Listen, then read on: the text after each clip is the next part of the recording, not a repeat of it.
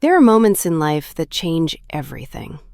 Moments so small, so seemingly insignificant, that you almost dismiss them. A door left slightly open, a shadow in the hallway. The feeling of being watched when you thought you were alone. For a teenage girl named Emma, what started as an uncomfortable coincidence would spiral into a nightmare that would test every ounce of her courage, shatter her family, and force her to become her own hero when nobody else would believe her. This is a story about the violation of trust in the one place where you should always feel safe, your own home. It's about the insidious nature of predatory behavior that hides behind the mask of normalcy. And it's about a young woman who refused to be silenced, even when the entire world seemed determined to dismiss her truth. What she would eventually capture on camera wouldn't just expose one man's depravity. It would unravel secrets that had been hidden for decades, destroy the illusion of a perfect family, and save other victims from suffering the same fate. But before the cameras, before the police, before the trial that would captivate a community and tear a family apart, there was just a girl who noticed something wrong. Something that her stepdad would dismiss time and time again with the same chilling excuse. It was just an accident. Let me take you back to where it all began. Emma was 15 years old when her mother, Jennifer, married David Thompson.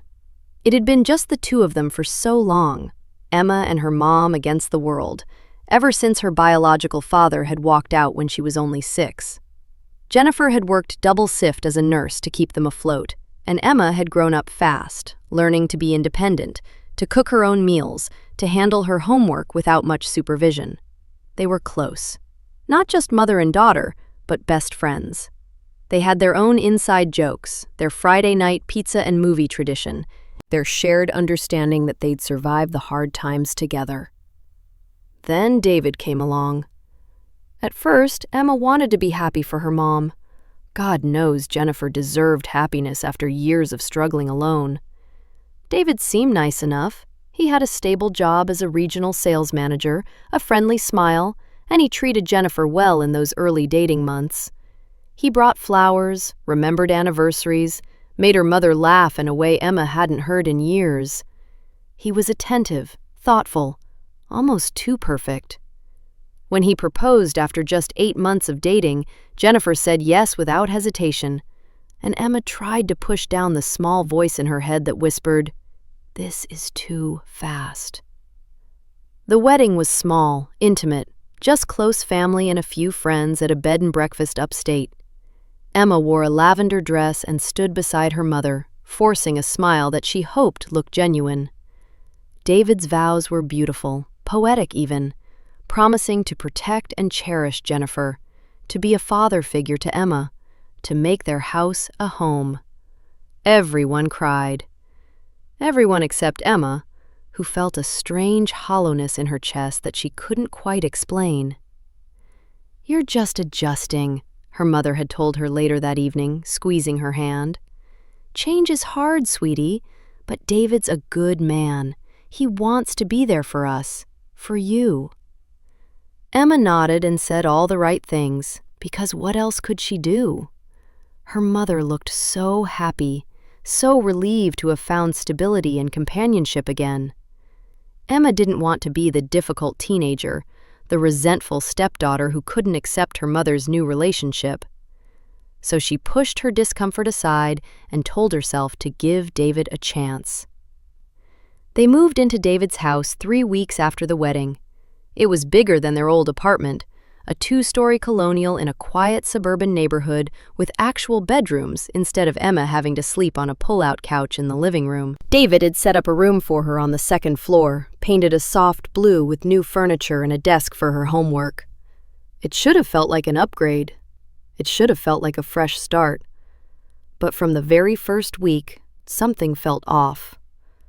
It started so subtly that Emma almost didn't notice it first. She'd be in her room, door closed, getting ready for school in the morning, or changing out of her clothes after soccer practice, and she'd catch a glimpse of movement in her peripheral vision. She'd turn, and there would be David, standing in her doorway, his hand on the doorknob, his expression unreadable for just a split second before transforming into an apologetic smile. "Oh, sorry, Emma," he'd say, his voice casual and easy. "Didn't realize you were changing. I was just looking for the spare phone charger. Thought I left it in here yesterday." And he'd back out, closing the door gently, leaving Emma standing there in her bra and jeans, heart pounding, trying to tell herself it was nothing. Just an accident, a misunderstanding. He didn't knock because he didn't hear her moving around. He didn't know she was in there. It was an honest mistake. But then it happened again.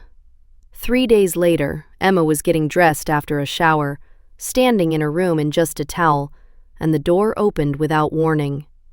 David stepped inside, his eyes meeting hers for just a fraction of a second too long before he seemed to register what he was seeing. "Jesus, sorry," he said, putting his hand up like a shield. "I knocked, but I guess you didn't hear me with the water running. I just needed to check if the window in here was closed. Supposed to storm tonight." He crossed to the window, checked the latch while Emma stood frozen, clutching her towel, feeling exposed and violated, but not understanding why. He didn't leer. He didn't make any inappropriate comments. He just checked the window, nodded to himself, and walked back out, closing the door behind him with a soft, "Make sure you're dressed warmer tomorrow. Cold front coming in." It was so ordinary, so paternal, so completely reasonable. And that's what made it so confusing. Emma tried to mention it casually to her mother that evening while they were making dinner. David was still at work, and Emma thought maybe this was her chance to bring it up without making it a big deal. "Hey, Mom," she started, chopping vegetables for the salad. "Can you maybe remind David to knock before coming into my room? He's walked in on me changing a couple times now." Jennifer looked up from the stove, her expression shifting to mild surprise. "Oh, he has? I'm sure it was just an accident, honey. You know how he is. Always checking on things around the house, making sure everything's secure. He probably didn't think about it." "I know, but..." Emma hesitated, trying to find the right words. "It's just uncomfortable, you know? I'd feel better if he knocked and waited for me to say it's okay to come in." "Of course, absolutely," Jennifer said, her tone understanding. "I'll mention it to him. He's still getting used to having a teenage daughter around. You know, he never had kids of his own, so he's learning as he goes. But you're right, privacy is important. I'll talk to him." And that should have been the end of it. A simple conversation, a small boundary established, problem solved. Except it wasn't the end. Not even close. That night, when David came home and Jennifer gently brought up the topic, Emma could hear them talking in the kitchen while she was upstairs doing homework. His response was immediate and seemingly sincere. "Oh God, I had no idea I was making her uncomfortable."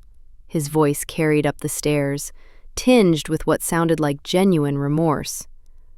"I feel terrible. I was just trying to be helpful, you know? Making sure her window was locked, that she had everything she needed. I didn't think about how it might come across. I'll definitely knock from now on. The last thing I want is for Emma to feel awkward in her own home." Emma heard her mother's reassuring response, something about how David was doing great and Emma was just adjusting to having someone else in the house after it being just the two of them for so long. They laughed together, the moment passed, and Emma tried to feel relieved. But that night, as she lay in bed staring at her ceiling, she couldn't shake the image of David standing in her doorway, that split-second expression on his face before the apologetic mask slid into place. Had she imagined it? That look that seemed almost calculating? Like he was measuring her reaction, testing boundaries, seeing what he could get away with?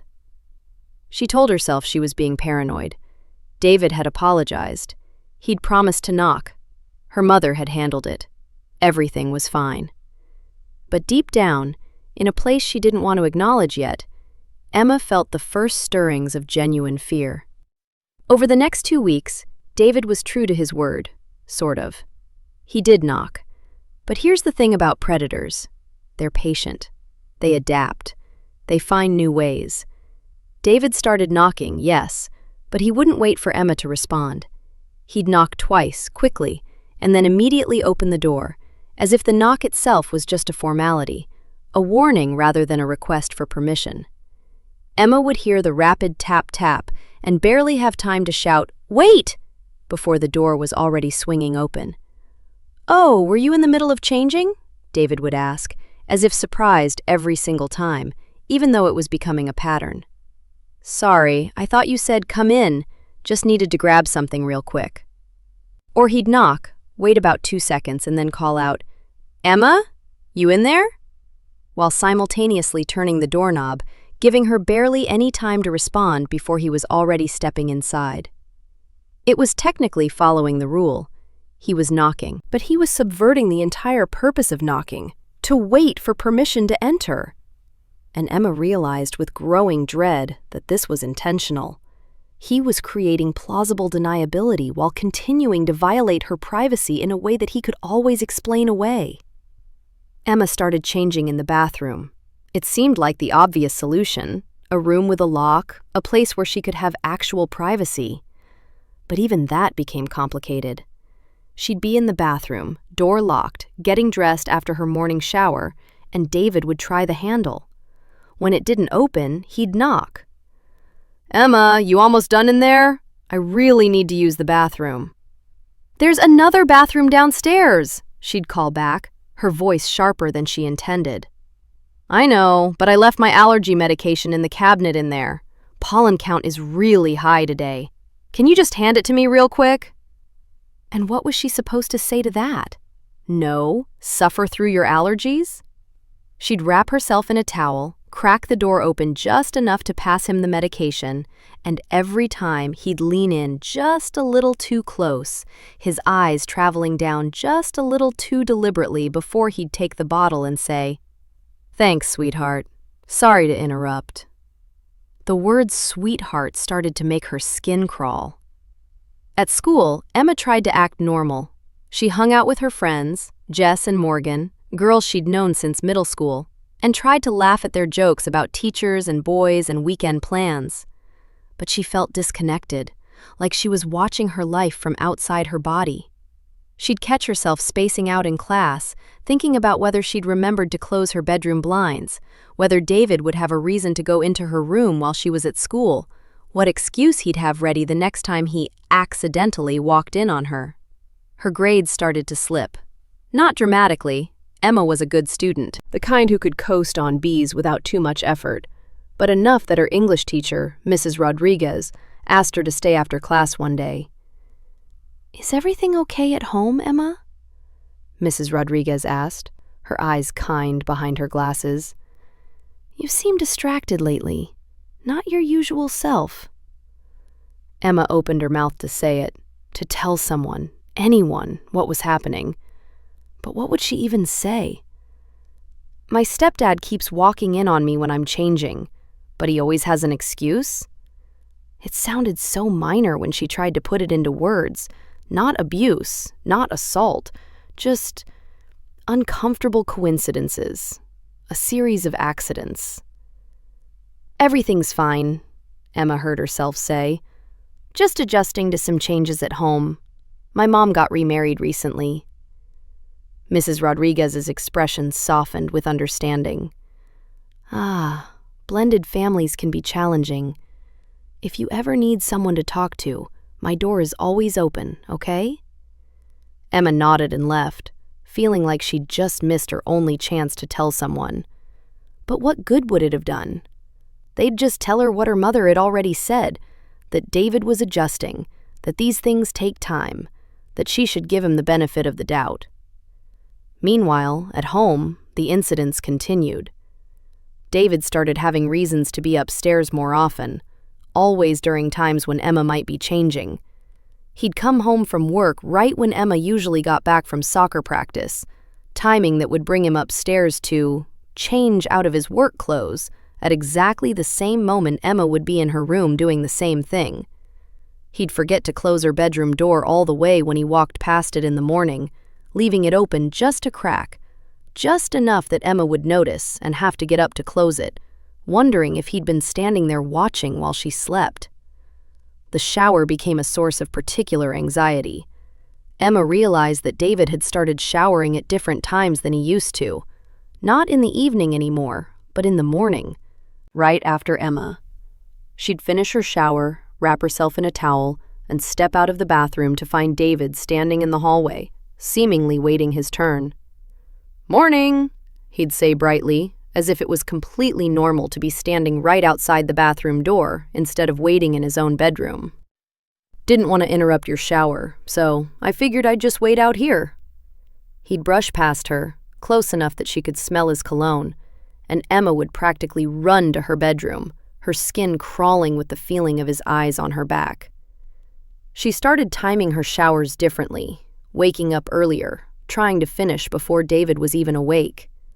But somehow, he always seemed to adjust his schedule to match hers.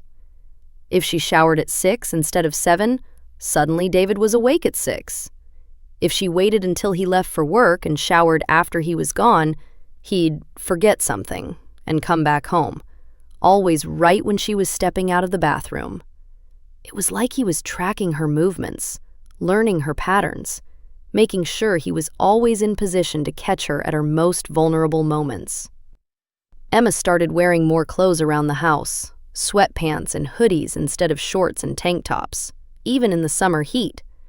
She stopped walking around in her pajamas in the morning, getting fully dressed before leaving her bedroom. She became hyper-aware of where David was at all times, listening for his footsteps, tracking his movements through the house like prey avoiding a predator. And that's when she realized what this was.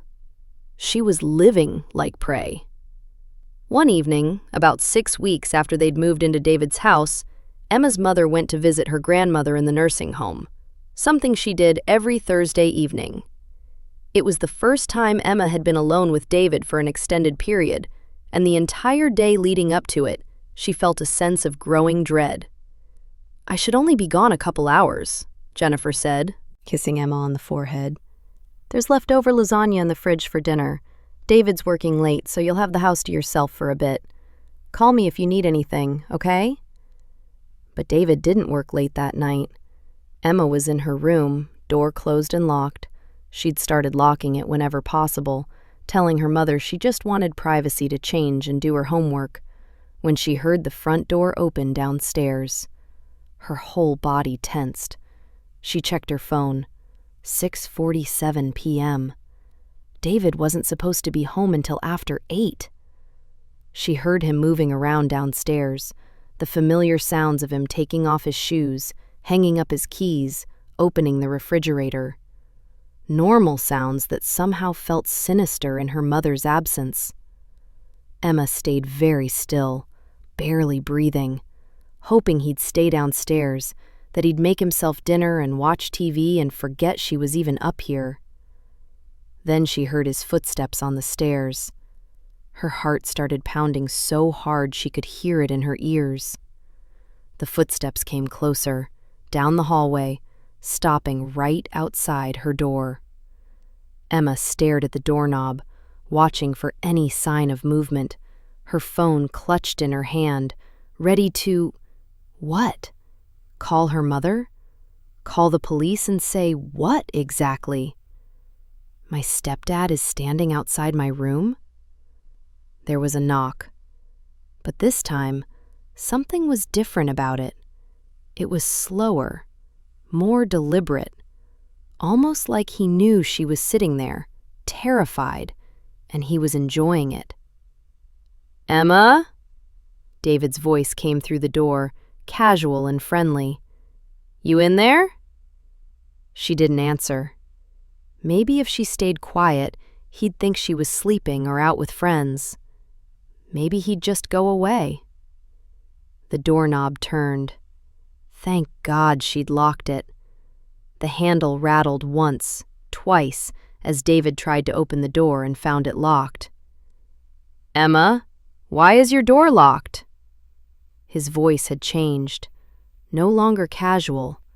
Now there was something harder underneath, something that made Emma's blood run cold. Your mom doesn't like locked doors in the house. It's not safe. What if there was an emergency? Emma forced herself to speak, trying to keep her voice steady. I'm doing homework. I'll be down for dinner later. Open the door, Emma. It wasn't a request. It was a command. And for the first time, David's mask had fully slipped. There was no pretense of being the friendly stepdad, no apologetic tone, no plausible excuse. Just a direct order from a man who expected to be obeyed. I'm not dressed, Emma lied, her voice barely above a whisper. There was a long pause. Emma could picture him standing there, deciding how to respond, calculating his next move. When he finally spoke again, his voice had returned to that false cheerfulness, but now Emma could hear the threat underneath it. All right, no problem. Just wanted to let you know I'm home. Come down when you're ready for dinner. We should spend some time together while your mom's out. Get to know each other better. Bond. That's important in a family. His footsteps retreated down the hallway, back down the stairs, and Emma finally released the breath she'd been holding. Her hands were shaking. Her whole body was shaking. She looked down at her phone and realized she'd been seconds away from calling 911. But what would she have told them? That her stepdad knocked on her door and asked her to come to dinner? She texted her mother, "When are you coming home?" Jennifer responded 10 minutes later, "Probably another hour and a half. Grandma's having a good day. Why? Everything okay?" Emma typed and deleted several responses before finally settling on, "Yeah, all good, just wondering." She didn't go downstairs for dinner that night. She told her mother later that she'd already eaten a big snack after school and wasn't hungry. Jennifer accepted the explanation without question, never knowing that her daughter had spent the entire evening locked in her room, a chair wedged against the door for extra security, listening to every sound in the house and fighting back tears. That night marked a turning point for Emma. She couldn't keep dismissing this as her imagination or as innocent accidents.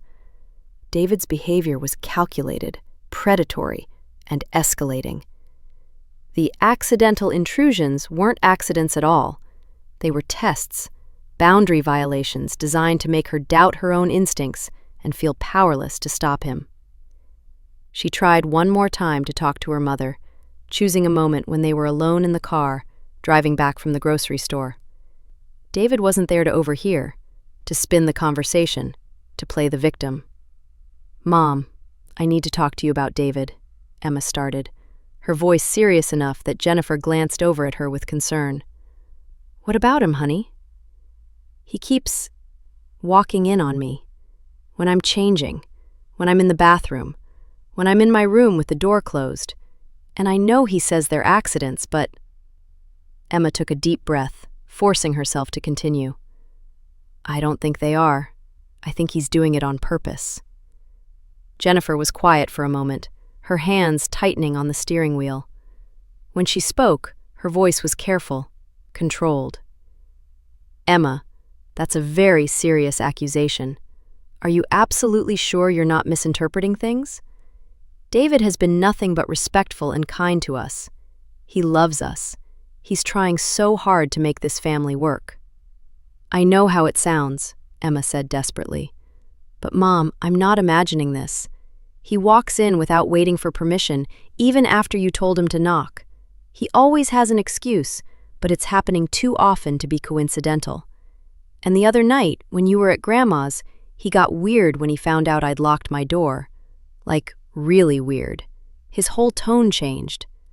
"Weird how?" Jennifer asked, and Emma could hear the defensiveness creeping into her voice. "He told me to open the door. Not asked, told me. And when I said I wasn't dressed, he said we needed to bond while you were gone." "Mom, I was scared." Jennifer pulled into their driveway and put the car in park, turning to face Emma fully. Her expression was conflicted, part concern, part frustration, part something that looked almost like fear. "Emma, I need you to think very carefully about what you're saying.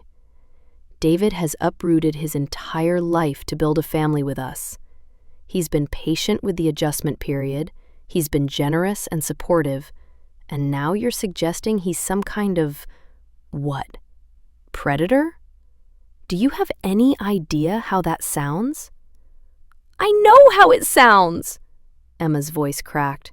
"But Mom, please, you have to believe me. Something's wrong. I feel unsafe in my own house." "You feel unsafe because you're not comfortable with change," Jennifer said, and now her voice had an edge to it. "You've had me to yourself for 9 years, and now you have to share me with someone else? I get that it's an adjustment, but you can't just make up accusations to try to drive a wedge between me and David." "I'm not making anything up." Emma's eyes filled with tears. "Why would I lie about this?" "I didn't say you were lying," Jennifer said, her tone softening slightly. "I said you might be misinterpreting things. David is trying to be a father figure to you. He's checking on you, making sure you're safe, being involved in your life. That's what parents do. Maybe it feels intrusive because you're not used to having a dad around, but his intentions are good." Emma felt something break inside her chest. Her own mother, her best friend, the person who was supposed to protect her above all else, didn't believe her. Or worse, didn't want to believe her because the truth was too complicated, too threatening to the new life she'd built.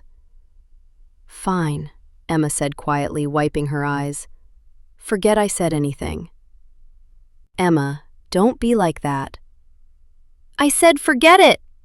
Emma got out of the car, grabbed her bags from the trunk, and walked into the house without waiting for her mother. That night, lying in bed with her chair wedged against the door again, Emma made a decision. If her mother wouldn't protect her, she'd have to protect herself. She'd have to be smarter, more careful, more aware. She'd document everything, keep a record of every incident, every excuse, every time David's mask slipped. Because deep down, Emma knew with absolute certainty that this wasn't over. In fact, it was only just beginning. And she was right. What started as occasional accidents was about to become a pattern so consistent, so undeniable, that Emma would be forced to take action that would change everything. But first, things were going to get much, much worse.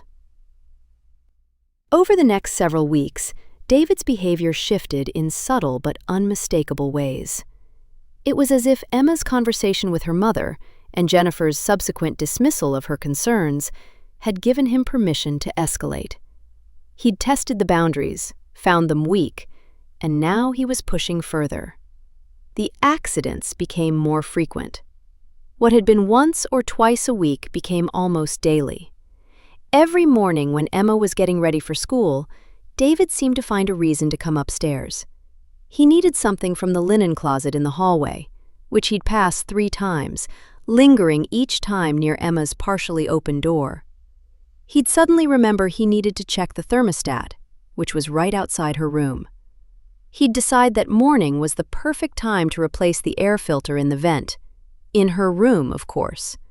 And every single time, his timing was impeccable. He'd arrive at the exact moment when Emma was most vulnerable, pulling a shirt over her head, stepping out of her jeans, reaching for her bra. It was like he had a sixth sense for her routine, or more likely, like he'd spent considerable time studying her patterns and perfecting his intrusions. Emma started changing in her closet. It was a small walk-in, barely big enough to turn around in, but it had a door. She'd bring her clothes in there, close the door, and change in the cramped darkness, feeling ridiculous and angry that she had to hide in her own room to have privacy. But David adapted again. He started having conversations with her through her bedroom door while she was changing. He'd knock, his perfunctory two-tap warning that meant nothing, and then immediately start talking. "Emma, quick question about dinner tonight. Your mom wants to know if you prefer chicken or fish." "For we talk about this later," Emma would call back, trying to pull her shirt on as quickly as possible, knowing that any second now the door would open. "It'll just take a second. She's at the store right now and needs to know what to buy." And then the door would open, just a crack at first, and David's face would appear in the gap.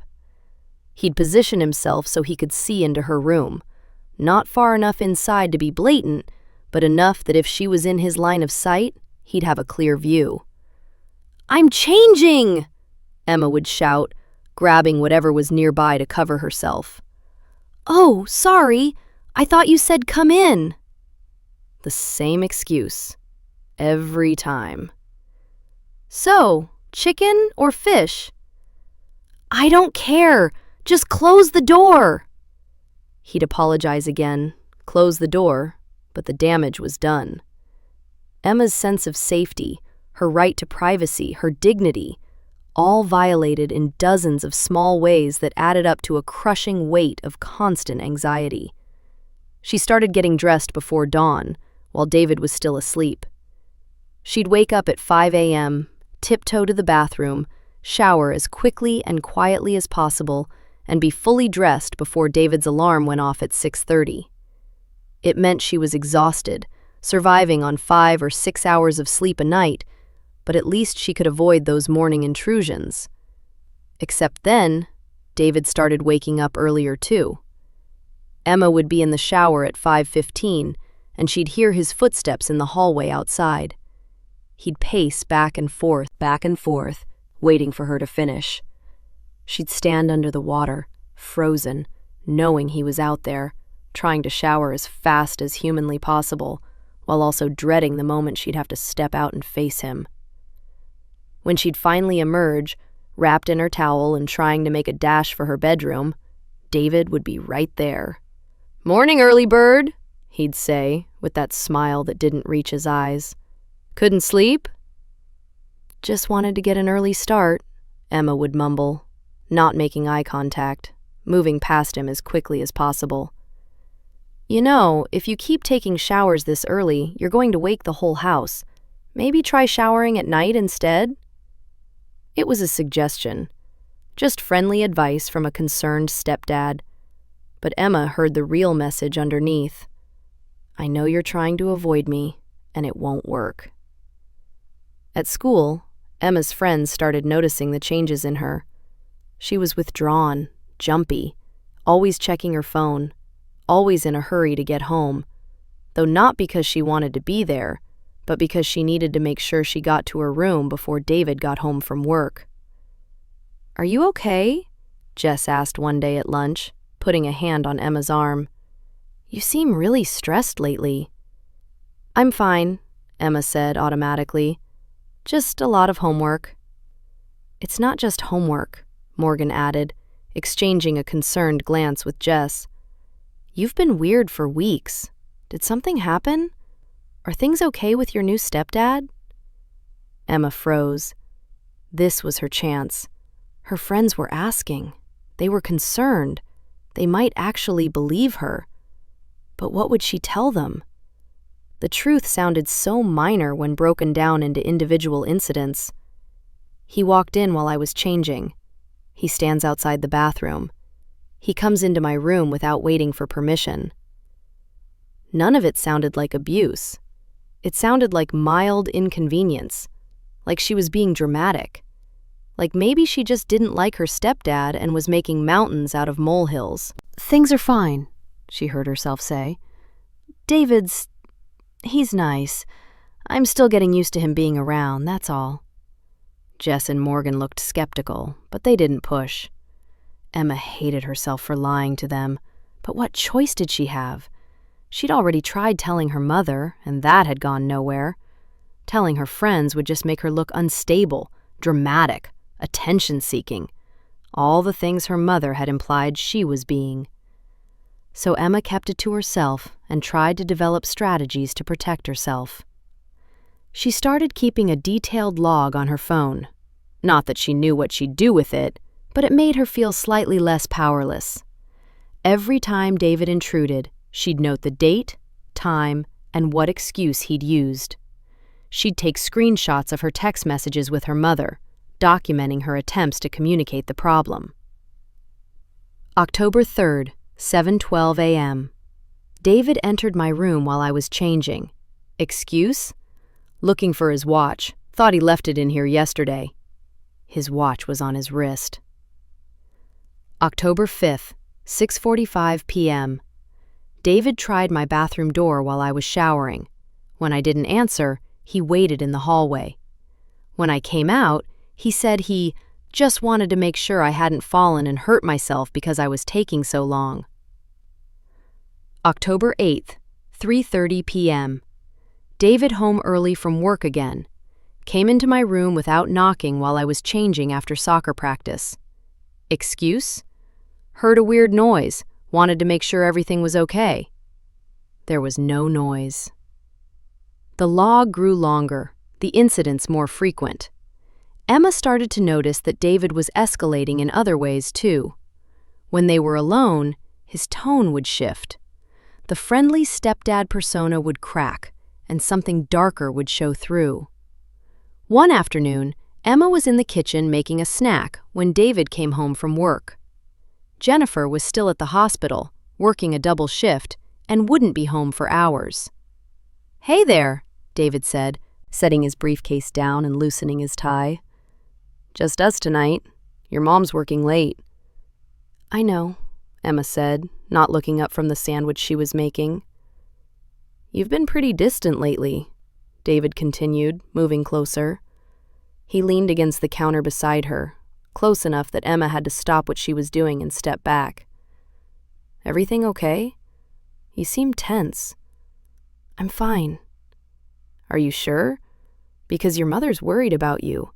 Says you've been acting strange, locking your doors, jumping at every little noise.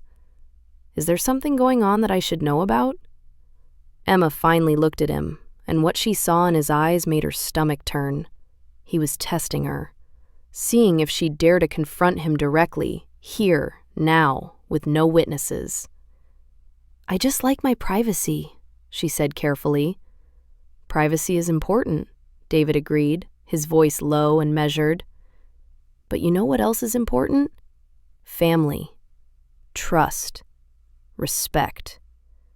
Your mother has worked really hard to build a good life for you, and the last thing she needs is for you to cause problems with accusations and drama." There it was, the threat underneath the words. Don't tell. Don't cause trouble. Don't make waves. "I haven't accused anyone of anything," Emma said, her voice shaking slightly. "Good, because if you did, if you tried to tell people I was doing something wrong, who do you think they'd believe? A respected businessman who's been nothing but generous to you and your mother? Or a moody teenage girl with a history of not wanting to accept change?" Emma felt tears burning behind her eyes, but she refused to let them fall. "Are you threatening me?" David's expression shifted instantly, transforming back into the concerned stepfather. "Threatening you? Emma, no. I'm just being honest with you. I'm on your side here. I'm trying to help you understand how important it is that we present a united front as a family. Your mother is so happy right now. I'd hate for anything to jeopardize that happiness." He patted her shoulder, a gesture that looked affectionate but felt like a warning, and walked away, leaving Emma standing in the kitchen, her hands shaking so hard she could barely hold the knife she'd been using to spread peanut butter. That was the moment Emma truly understood what she was dealing with. This wasn't just a creepy stepdad who had bad boundaries. This was a man who was methodically breaking her down, isolating her, making sure she knew that speaking up would be futile. He'd already positioned himself as the victim, the patient stepfather trying so hard with the difficult teen. He'd already convinced her mother that Emma was the problem. He was gaslighting her, and he was good at it. The manipulation extended beyond the privacy violations. David started inserting himself into Emma's life in ways that seemed helpful on the surface, but felt suffocating underneath.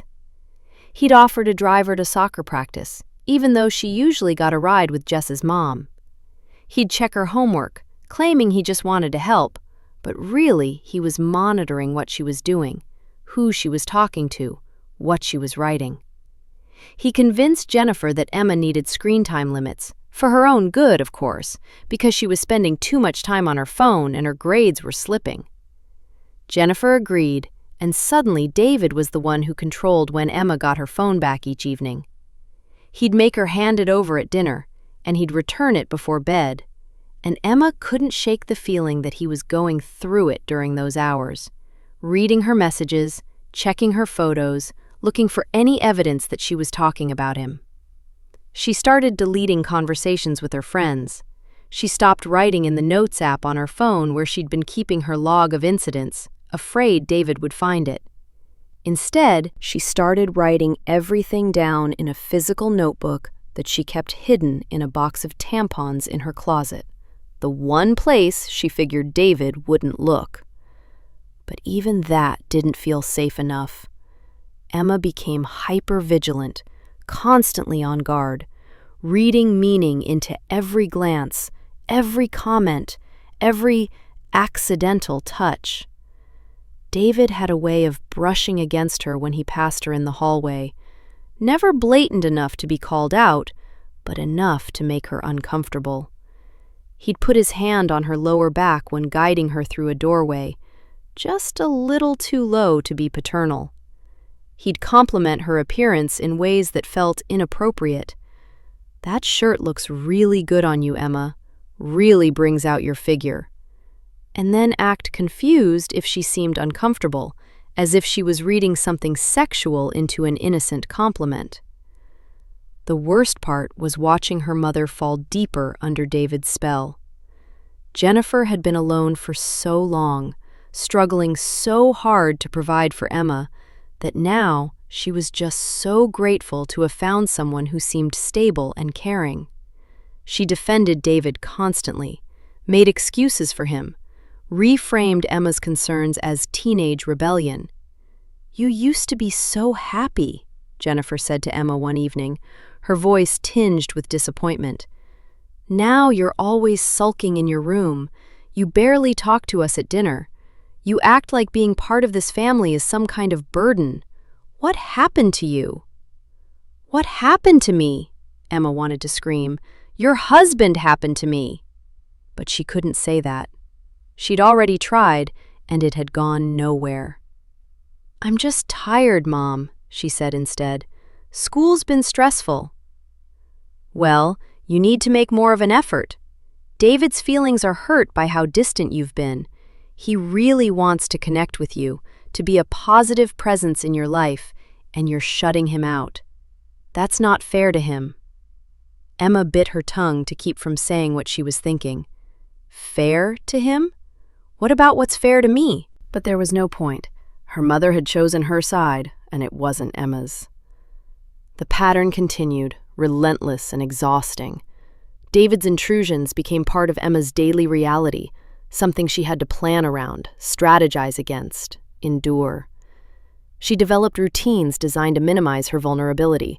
She changed in the closet with the door locked. She showered at unpredictable times. She kept her bedroom door not just closed, but barricaded with her desk chair whenever she was inside. But no matter what she did, David found ways to violate her boundaries. He started coming into her room at night after she'd gone to bed.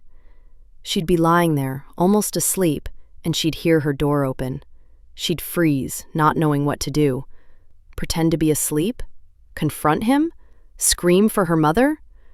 Her door didn't have a lock. David had removed it weeks ago, claiming it was a fire hazard, that nobody in the house should have locked doors except the bathrooms. He'd stand in her doorway for what felt like hours, but was probably only seconds, just watching her in the darkness. Sometimes he'd whisper, "Just checking on you, making sure you're safe." Sometimes he'd say nothing at all, and then he'd close the door and leave, and Emma would lie there shaking, feeling violated in a way she didn't have words for. She started sleeping in her clothes, fully dressed, just in case. She kept the light on. She couldn't fall asleep until she heard David and her mother go to bed in their own room, and even then, she'd jolt awake at every sound, terrified that he was coming back. The exhaustion became unbearable. Emma was running on 3 or 4 hours of broken sleep each night, jumping at shadows, unable to relax even for a moment. Her grades dropped from B's to C's.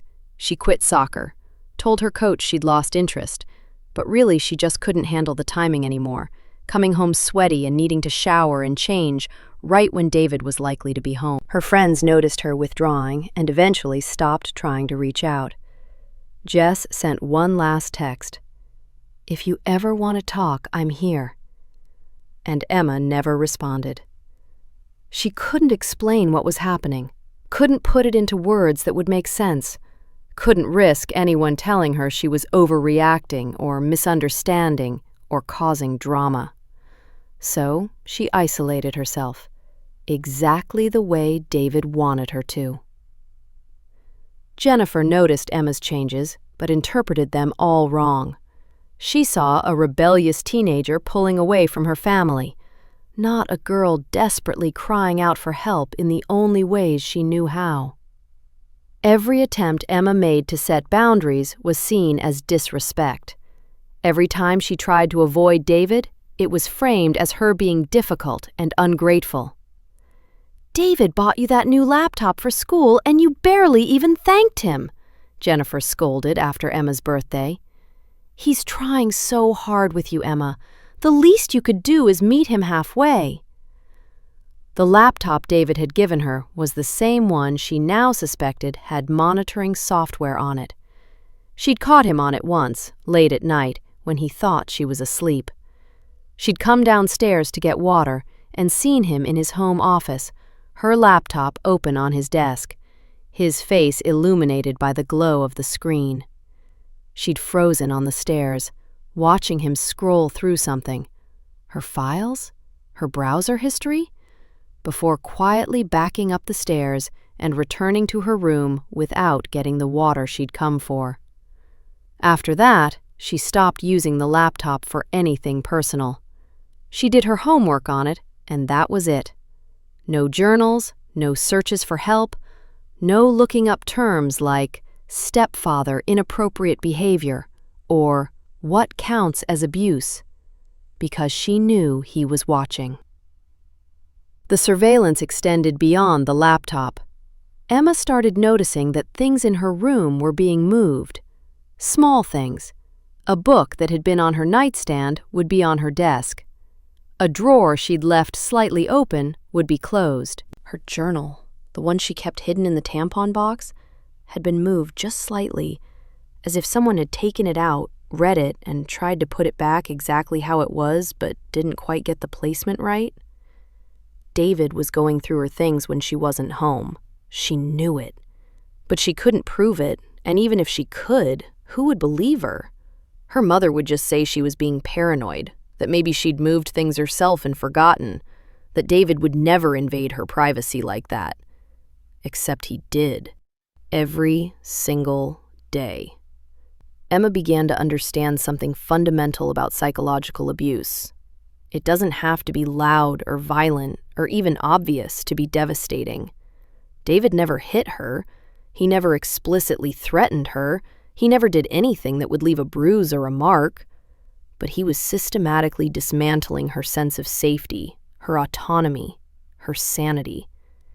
He was teaching her that her body wasn't her own, that her space wasn't her own, that her reality wasn't her own. He'd violate her boundaries and then tell her she was overreacting. He'd invade her privacy and then convince her mother that Emma was the one with the problem. He'd trap her in her own home and make everyone believe he was the victim. It was brilliant, in the most horrifying way. And it was working. By the time 3 months had passed since the wedding, Emma was a shell of who she'd been. She barely spoke during family dinners. She spent all her time in her room, coming out only when absolutely necessary.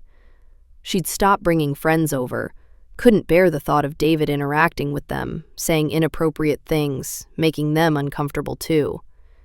She'd stopped talking to her mother about anything real, limiting their conversations to surface-level pleasantries. Jennifer blamed Emma's teenage attitude. She had no idea that her daughter was drowning. And David? David was emboldened. His mask was slipping more and more often, letting Emma see the predator underneath. When they were alone, he'd say things that were unmistakably threatening, only to shift back to the loving stepfather the moment Jennifer walked into the room. "You're making things very difficult, Emma," he'd tell her in a low voice when Jennifer was upstairs. "I've been patient with you, but my patience is wearing thin. You're going to need to start showing me some respect and appreciation, or things are going to get a lot worse for you." "Worse how?" Emma would ask, her voice shaking. "You don't want to find out." Then Jennifer would come downstairs, and David would be all smiles again, asking Emma about her day, offering to help with her homework, playing the role of the concerned father figure so perfectly that Emma wondered if she really was losing her mind. Maybe he was right. Maybe she was reading into innocent things. Maybe all stepfathers were this involved, this present, this interested in their stepdaughters' lives. Maybe she was the problem, the broken one, the girl who couldn't accept that her mother deserved happiness. But then she'd be changing clothes, and David would walk in again. "Oh, sorry, I thought you were in the bathroom." And Emma would see that look in his eyes, that split-second expression of satisfaction before the mask went back up, and she'd know. She wasn't imagining this. It was real. He was doing this on purpose, and nobody was going to save her. If she wanted to be safe, if she wanted this nightmare to end, she was going to have to save herself. That realization was terrifying, but it was also, in a strange way, empowering. Because if nobody else would help her, then she had nothing to lose by fighting back. The question was, how? Emma lay in bed one night, staring at her ceiling and trying to think rationally about her situation. She'd been reacting defensively for months, changing her routines, hiding, avoiding, trying to protect herself. But all of that was just surviving. She needed to do more than survive. She needed a way out. The problem was evidence. Everything David did was carefully calibrated to be explained away. If Emma tried to report him to the police, what would she say? "My stepdad keeps walking in on me when I'm changing?" That wasn't a crime. "He comes into my room at night?" Parents check on their kids at night. "He goes through my things?" He lives in the house. Technically, everything in it is his. Without proof, it would be her word against his. And his word came with the credibility of a successful businessman, a seemingly devoted husband, and a stepfather who'd been trying so hard with a difficult teenager. Her word came with falling grades, social withdrawal, and a reputation, carefully cultivated by David, of being dramatic and resentful. She needed proof. Real, undeniable, concrete proof that would make people see what she saw, that would validate her reality and force everyone to acknowledge what David really was. But how do you prove something that's designed to be unprovable? Emma spent hours researching online, not on her laptop, which she knew David monitored, but on her phone, during lunch at school, using the library computers. She searched for terms like how to document emotional abuse, proof of harassment, what counts as evidence. Most of what she found was depressing. Lawyers talking about how difficult these cases were, how often they came down to he said, she said, how the burden of proof was so high for anything that didn't involve physical violence. But then she found something that made her heart race. A forum thread from other people who'd been in similar situations, people who'd dealt with stalkers, abusive partners, harassment at work. And several of them mentioned the same solution: hidden cameras. Emma's first instinct was that it was impossible. Cameras were expensive, weren't they? And how would she install them without David finding them? He was so meticulous, so invasive, always going through her room. He'd find a camera immediately. But as she researched more, she discovered that technology had come a long way. There were tiny cameras, spy cameras, nanny cams, disguised as everyday objects. Clocks, phone chargers, picture frames, smoke detectors. They were small, inconspicuous, motion-activated, and they recorded to memory cards or cloud storage. Some of them even had phone apps that would send alerts when motion was detected. And they weren't as expensive as she'd thought. The basic models ranged from $50 to $150. Emma had about $200 saved from birthdays and the occasional babysitting jobs she'd done before David had come into her life, and she'd stopped having time or energy for anything extra. It was risky. If David found the cameras, things would get exponentially worse. He'd know she was onto him, that she was gathering evidence, and she had no idea how he'd react to that. He might escalate. He might hurt her. He might convince her mother to send her away, to her grandmother's house, or to some therapeutic boarding school for troubled teens. But the alternative was continuing to live like this indefinitely, slowly losing herself, until she couldn't remember who she'd been before David Thompson had entered her life and started dismantling her piece by piece. Emma made her decision. She found a website that sold hidden cameras and read through dozens of reviews, trying to figure out which models were the most reliable and hardest to detect. She settled on 2 devices, one disguised as a USB phone charger that could sit on her desk, and one that looked like a small digital clock that could go on her nightstand. Both had motion-activated recording, both had good reviews for video quality, and both recorded to the cloud with an app on her phone, meaning even if David found the cameras and destroyed them, the footage would already be saved. The hardest part was figuring out how to order them without David knowing. She couldn't use her laptop. He'd see the purchase history. She couldn't use a credit card. She didn't have one, and it would show up on her mother's statements. She ended up using a prepaid debit card she bought with cash at a drugstore, ordering the cameras on a library computer during her lunch period, and having them shipped to Jess's house. She texted Jess, the first time she'd reached out in weeks, with a simple request. "Hey, can I have a package delivered to your house? It's a surprise for my mom's birthday, and I don't want her to find it." Jess responded immediately, clearly relieved to hear from Emma. "Of course. Is everything okay? I've been worried about you." "Everything's fine," Emma lied. "Just dealing with family stuff. I'll explain later. And thanks for this. I really appreciate it." The cameras arrived within 3 days. Emma picked them up from Jess's house after school, her heart pounding so hard she felt lightheaded. She'd tucked the small boxes into her backpack, wrapped in a sweatshirt to hide their shape, and carried them home like they were bombs that might explode at any moment. Installing them was the most terrifying thing Emma had ever done. She waited until a Saturday afternoon when David had gone to a home improvement store and her mother was working at the hospital. She had maybe 90 minutes, and she needed to be fast. Her hands shook as she unpacked the cameras, set them up according to the instructions, and positioned them carefully. The phone charger went on her desk, plugged in and actually functional. It could really charge her phone, which meant it wouldn't look suspicious. She angled it so it pointed toward her door and captured most of her room in its frame. The clock went on her nightstand, positioned so it had a clear view of her entire room, including her closet and the door. She synced both cameras to her phone through the app, tested the motion detection, and watched with a mixture of terror and satisfaction as her phone buzzed with alerts when she walked in front of the cameras. It worked. The video quality was decent. The angle captured everything she needed. Now, all she had to do was wait and pray that David didn't notice anything different about her room. Emma spent that first evening in a state of constant anxiety, watching David covertly to see if he looked at her room any differently, if he noticed the new charger or the new clock.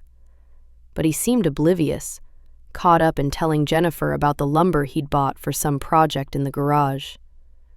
That night, Emma barely slept. Every time she heard a sound in the house, she'd check the camera app on her phone, but nothing triggered the motion sensors. Maybe David wouldn't come in. Maybe she'd installed cameras for nothing. Maybe his pattern would suddenly change, and weeks would go by without an incident, and she'd never capture proof. But then Monday morning came.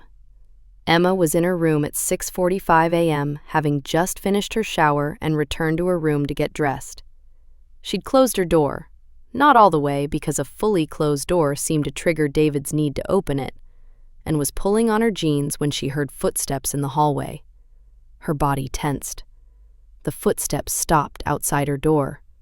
A knock, the same cursory tap-tap that meant nothing. And then the door swung open. David stood in the doorway, already dressed for work in his business casual attire, and his eyes went straight to Emma, who was standing there in her jeans and bra, her shirt still in her hands. "Oh, sorry," David said, but his eyes didn't move. They lingered, traveled, assessed. "I was just checking if you'd seen my watch. I could have sworn I left it in here when I was fixing your window last week." His watch was on his wrist. Emma could see it clearly. "It's on your wrist," Emma said, her voice flat. David looked down at his arm as if surprised. "Oh, would you look at that? I'm losing my mind. Sorry to interrupt." He smiled, that empty, predatory smile, and slowly closed the door. Emma stood there, heart pounding. But this time, there was something different mixing in with the fear and violation. Satisfaction. Because she checked her phone, and there it was, a notification from the camera app. Motion detected. Recording saved. She waited until she was fully dressed, door locked, before she opened the app and watched the footage. And there, captured in crystal clear video, was exactly what had just happened. David opening the door without waiting for permission. David's eyes scanning Emma's partially naked body. David standing there for several seconds longer than necessary, his face showing an expression that couldn't be misinterpreted as accidental or innocent. And his watch, clearly visible on his wrist, proving his excuse was a lie. Emma saved the video to her cloud storage with shaking hands. One piece of evidence. One undeniable incident captured on camera. But she knew it wouldn't be enough. One video could potentially be explained away. A single lapse in judgment, a momentary awkwardness. Not enough to prove a pattern. She needed more. She needed multiple incidents, multiple angles, multiple pieces of evidence that together would form an undeniable picture of what David really was. So she waited, and she recorded. Over the next 2 weeks, the cameras captured everything. They captured David entering her room in the early morning while she was getting dressed for school, 3 times in 1 week alone. They captured him coming into her room at night after she'd gone to bed, standing in her doorway, just watching her sleep. They captured him during the afternoon when Emma was at school, showing him going through her drawers, looking through her closet, reading her notebooks, examining her clothes with an expression on his face that made Emma want to vomit when she watched the footage later. Every incident was saved, time-stamped, stored in multiple locations. Emma kept the original files on her phone's cloud storage, but she also copied them to a hidden folder in her email, sent them to herself through a secondary account she'd created, even saved copies on a thumb drive she kept hidden in her locker at school. She documented everything in a separate notebook, too, kept at Jess's house for safety. She wrote down dates, times, what David had done, what excuse he'd given, and which camera had captured it. She was building a case, piece by piece, the way she imagined detectives did on crime shows. But the more evidence she gathered, the harder it became to keep watching. Some nights, she'd lie in bed and pull up the camera footage from earlier that day, forcing herself to watch David invading her space, violating her privacy, and she'd have to run to the bathroom to throw up. The reality of what he was doing, the deliberateness of it, the pleasure he seemed to take in it, it was almost too much to bear. She started having nightmares. In them, David would find the cameras, and he'd corner her in her room, and she'd try to scream, but no sound would come out. She'd wake up gasping, drenched in sweat, and have to check the camera app to make sure the devices were still there, still recording, still gathering the evidence she needed. The psychological toll was immense. Emma felt like she was living two lives. In one, she was the quiet, withdrawn teenager that everyone saw. In the other, she was a detective, a victim, a girl preparing for war. The cognitive dissonance was exhausting, but she kept going, because now she had proof. Real, undeniable, hold it in your hands and watch it with your own eyes proof. The question was, what would she do with it? Emma had learned from her previous attempt to tell her mother that going to Jennifer alone wouldn't work. David was too good at manipulation, too skilled at turning conversations in his favor, too adept at making Emma seem like the problem. If she showed her mother the footage when they were alone, David would find a way to spin it, to claim the cameras were illegal, to accuse Emma of doctoring the videos, to make himself the victim. She needed backup. She needed witnesses. She needed people in her corner who couldn't be charmed or manipulated or convinced to look the other way. Emma started researching again, this time looking into who she could turn to with evidence like this. She read about mandatory reporters, people who were legally required to report child abuse if they suspected it. Teachers, counselors, doctors, social workers. The school counselor seemed like the obvious choice. Mrs. Chen had been at Emma's school for years, and she had a reputation for actually caring about students, not just going through the motions. Emma had never talked to her before, had always handled her problems on her own, but desperate times called for desperate measures. It took Emma 3 days to work up the courage to walk into Mrs. Chan's office. She'd walked past the door a dozen times, hand raised to knock, only to lose her nerve and keep walking. But finally, on a Thursday afternoon when Emma couldn't take another night of reviewing camera footage and seeing David's face, his eyes, his predatory satisfaction, she knocked on the door. "Come in," Mrs. Chen called out, and Emma pushed the door open. Mrs. Chen looked up from her computer, her face breaking into a warm smile. She was in her 50s, with kind eyes and an air of competence that immediately made Emma feel slightly safer. "Emma Hartley, right?" Mrs. Chen said, gesturing to the chair across from her desk. "We haven't officially met, but I've seen you around. What can I do for you?" Emma sat down, her mouth suddenly dry. Now that she was here, she didn't know how to start. How do you tell someone that your stepfather is sexually harassing you? How do you say those words out loud for the first time? "I need help," Emma finally managed, her voice barely above a whisper. "Something's been happening at home, and I don't know who else to tell." Mrs. Chen's expression shifted immediately to one of focused concern. She closed her laptop, giving Emma her full attention. "Okay, you came to the right place. Whatever you tell me, I'm here to listen and help however I can. Take your time." And so Emma told her everything.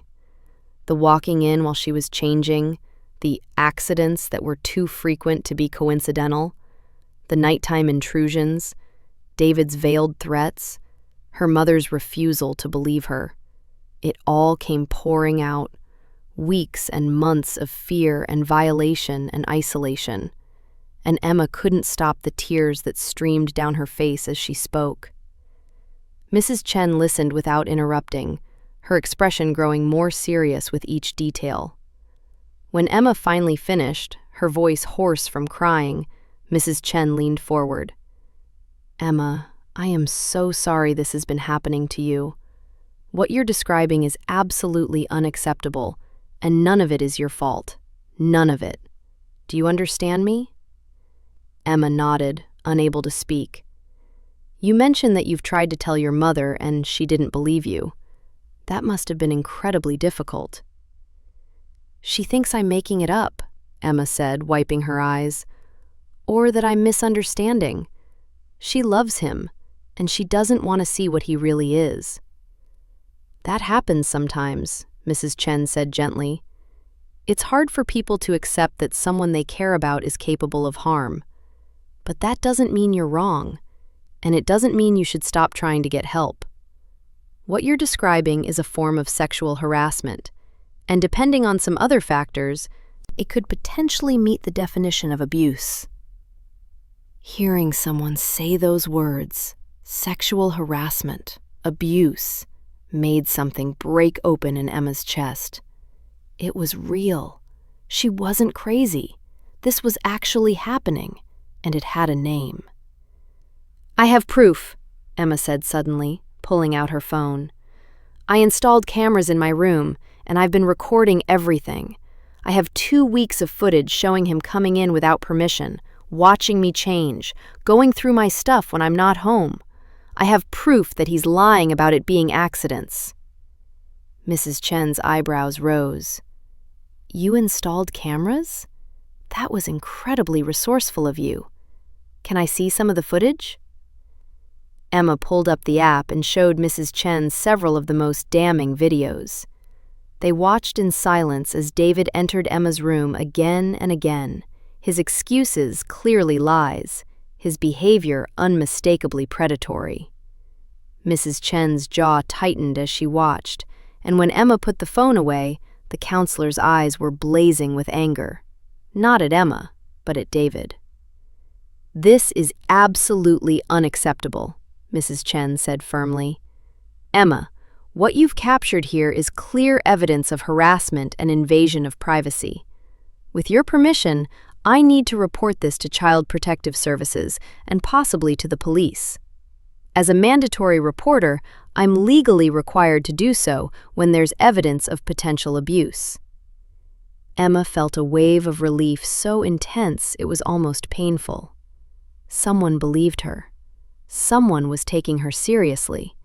Someone was actually going to do something. Yes, Emma said, her voice stronger now. Please, I want this to stop. I want him to face consequences. I want my mom to see the truth. We're going to make that happen, Mrs. Chen promised. But I need to be honest with you. The process can be difficult. There will be investigations, interviews, possibly legal proceedings.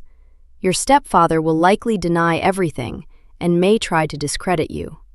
Your family situation is going to get very complicated. Are you prepared for that? Emma thought about the cameras, the late-night footage reviews, the months of living in fear, the feeling of being watched in her own home. I'm already living in hell, Emma said quietly. At least this way there's a chance it might end. Mrs. Chen reached across her desk and squeezed Emma's hand. You are incredibly brave. Most people in your situation never speak up. The fact that you not only told someone but also documented evidence, that takes courage most adults don't have. I'm going to help you through this, okay? You're not alone anymore. For the first time in months, Emma felt something she'd almost forgotten. Hope. Mrs. Chen moved quickly. She made phone calls while Emma sat in her office, first to Child Protective Services, then to the school's principal to report what was happening, then to the local police non-emergency line to inform them that CPS would likely be contacting them about a case. Within an hour, a CPS caseworker named Linda Rodriguez was at the school, sitting down with Emma and Mrs. Chen in a private office to conduct an initial interview. Linda was in her 40s, with a no-nonsense demeanor that Emma found oddly comforting. She asked detailed questions about Emma's home life, David's behavior, Jennifer's response to Emma's previous attempts to report the situation. She took notes, asked to see the camera footage, and watched several videos with an expression that remained professionally neutral, even as Emma could see tension in her jaw. "This is clearly concerning behavior," Linda said when she'd finished reviewing the footage. "The fact that he's entering your room while you're in various states of undress, that he's watching you sleep, that he's going through your personal belongings, this constitutes a violation of your privacy at minimum, and depending on how the investigation unfolds, could potentially meet the threshold for criminal charges related to voyeurism or child harassment." "What happens now?" Emma asked. "I'm going to open a formal investigation," Linda explained. "That means I'll need to interview your mother, your stepfather, possibly other family members, or people who interact with your household. I'll be visiting your home to assess the environment. If I determine there's an imminent threat to your safety, I may remove you from the home temporarily and place you with a relative or in foster care while the investigation proceeds." Emma's heart sank. "Remove me? But I don't want to leave. It's my home. Why should I be the one who has to leave when he's the one doing something wrong?" "I understand that feels unfair," Linda said sympathetically. "And you're right. Ideally, we'd remove the person causing harm rather than the victim. The reality is that in situations like this, especially when one parent is in denial about the abuse, temporary removal of the child is sometimes the safest option while we work through the legal process." "My mom is going to lose her mind," Emma said, anxiety rising in her chest. "She's not going to believe this. She's going to think I'm making it all up to get attention or to ruin her marriage." "The video evidence is very compelling," Linda said. "It's going to be difficult for anyone to dismiss what you've captured as imagination or misunderstanding. Your mother is going to have to confront some very uncomfortable truths about the man she married." "She's going to hate me," Emma whispered. Mrs. Chen put a hand on Emma's shoulder. "If she does, that's on her, not on you. You have done nothing wrong. You have been victimized, and you've shown incredible strength in seeking help. Whatever your mother's reaction is, that's about her inability to cope with reality, not about any failure on your part." Emma nodded, but the knot of dread in her stomach didn't loosen. She knew her mother. She knew how Jennifer had built her entire new life around David, how much she'd invested in believing he was the solution to all their problems. Facing the truth about him was going to shatter Jennifer's world, and Emma had no idea if her mother would choose to rebuild with Emma or if she'd choose to stay in denial with David. Linda stood up, gathering her notes and tablet. "I'm going to head to your home now to interview your mother. It's important that we move quickly, before your stepfather has a chance to find out about the investigation and potentially destroy evidence or pressure you to recant your statement. Do you feel safe going home after school today?" Emma thought about it. Once her mother and David knew about the investigation, things were going to explode. David would be cornered, and she didn't know how he'd react. Would he lash out? Would he try to destroy the cameras? Would he hurt her? "I don't know," Emma admitted. "Part of me wants to be there when Mom finds out, but part of me is terrified of how David's going to react." "I can arrange for you to stay with a relative tonight if you prefer," Linda offered. "Do you have grandparents, aunts, uncles, anyone you feel comfortable with?" Emma thought of her grandmother in the nursing home. Not an option. Her mother's sister lived 3 states away and barely kept in touch. Her father was long gone, and she had no relationship with his side of the family. "Can I stay with a friend?" Emma asked. "If the friend's parents are willing, and we can verify it's a safe environment, yes," Linda said. Emma immediately thought of Jess. They'd drifted apart over the past few months, but Jess had been her best friend for years, and she'd reached out multiple times trying to help. Maybe her parents would let Emma stay for a few days while this all got sorted out. "I'll call my friend Jess," Emma said. "I think her parents will say yes." "Good, do that, and let Mrs. Chen know what they say. In the meantime, I'm going to go speak with your mother. I'll be in touch soon about next steps." Linda left, and Emma was left sitting in Mrs. Chen's office, feeling like she'd just set off a bomb that was going to level her entire life. Mrs. Chen seemed to sense Emma's spiraling thoughts. "Do you want to call your friend now? I can give you some privacy." Emma nodded, and Mrs. Chen stepped out of the office. Emma pulled up Jess's number with shaking hands and pressed call. Jess answered on the second ring. "Emma, hey, what's up? Are you okay?" Just hearing Jess's familiar voice made Emma's eyes fill with tears again.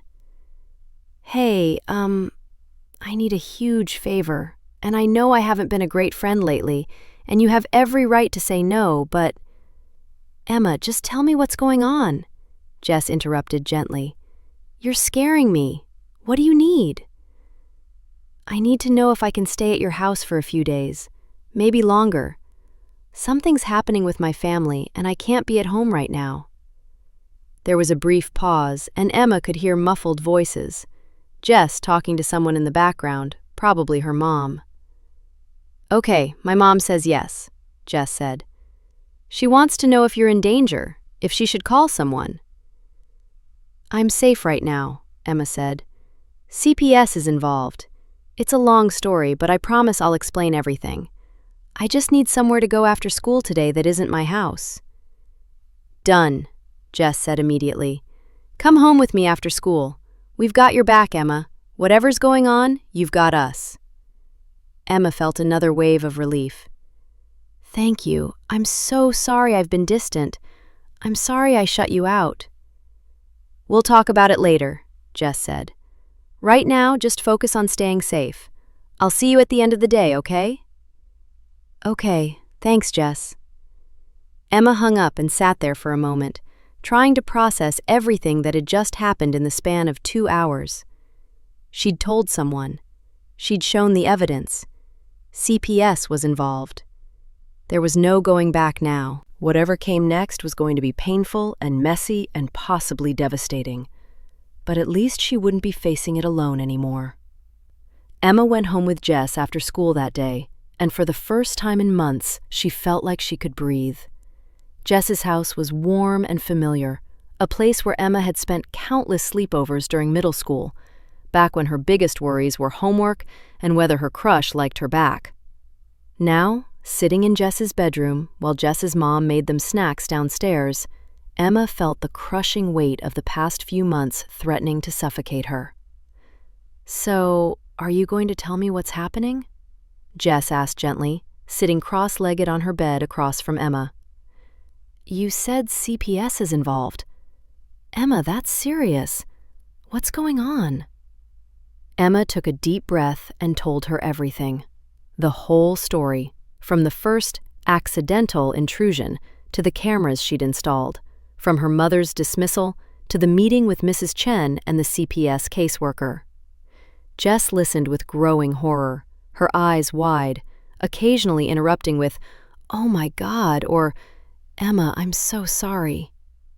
When Emma finished, Jess was crying. "Why didn't you tell me? Why didn't you say something sooner? We could have helped you. My parents would have believed you."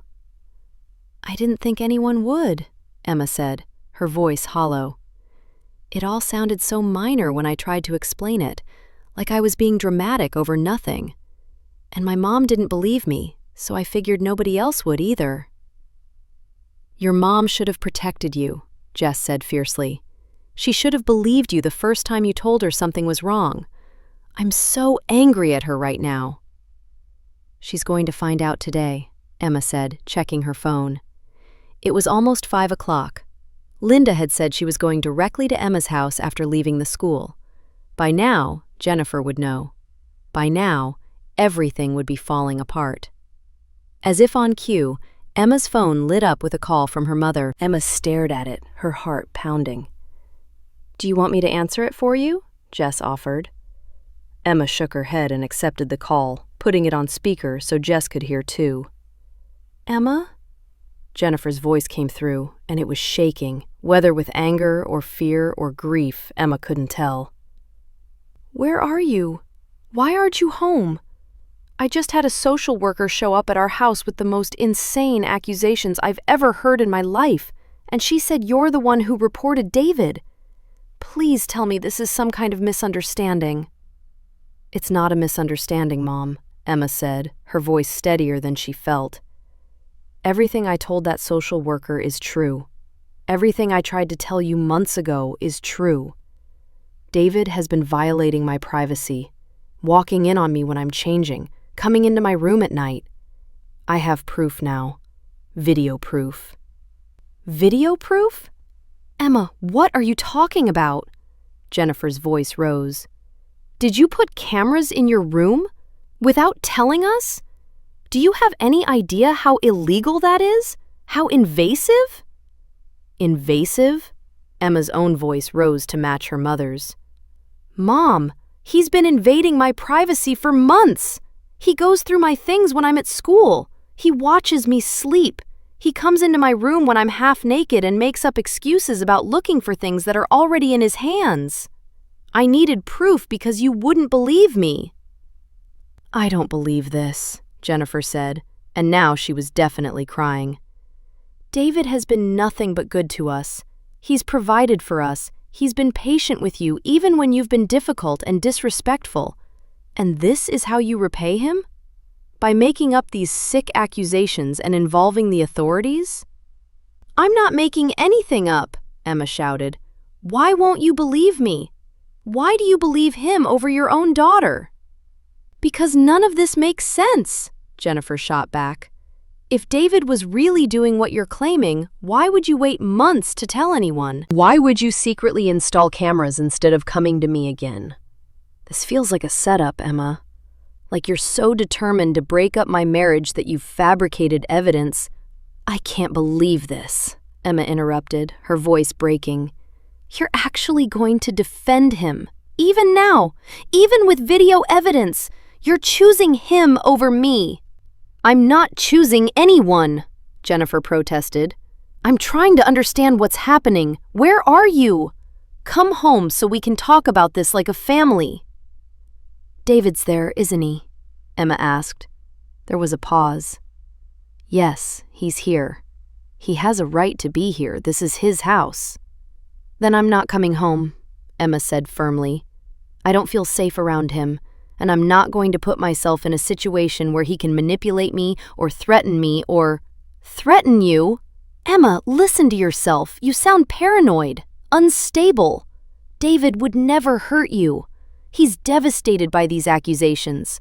He's in the other room right now, crying because he's so upset that you would say these things about him after everything he's done for you." Emma felt something crack inside her chest. Her mother was never going to believe her. The evidence didn't matter. The truth didn't matter. Jennifer had invested too much in this marriage, built too much of her identity around being David's wife, sacrificed too much of her relationship with Emma to accept that she'd been wrong. "I'm staying at Jess's house," Emma said, her voice flat now, emotionless. "Don't try to make me come home. CPS knows where I am. They approved it." "Emma, please." Emma hung up. She sat there staring at her phone, feeling numb. Jess reached over and took her hand, squeezing it tightly. "I'm so sorry," Jess whispered. "I'm so sorry your mom is being like this." "She's never going to believe me," Emma said, the words tasting bitter. "I could show her the videos myself, and she'd find a way to explain them away. She's in too deep with him." "Then she's making a terrible choice," Jess said fiercely. "But that doesn't change the fact that you did the right thing. You told the truth, you got help, and now the professionals are going to handle it. Your mom doesn't get to decide if David faces consequences. CPS and the police do." Emma nodded, but the hollowness inside her didn't fade. She'd known this would be hard, but she hadn't been prepared for how much it would hurt to have her mother choose David over her. To hear her mother defending the man who'd been terrorizing her, dismissing Emma's fear and pain as dramatics or lies, it felt like a betrayal worse than anything David had done. Over the next several days, the investigation unfolded with bureaucratic slowness that made Emma want to scream. Linda, the CPS caseworker, interviewed Emma 3 more times, once at Jess's house, once at the CPS office, and once at the police station where a detective named Sarah Marks was assigned to the case. Detective Marks was a woman in her late 30s with short dark hair and an intensity that Emma found both intimidating and reassuring.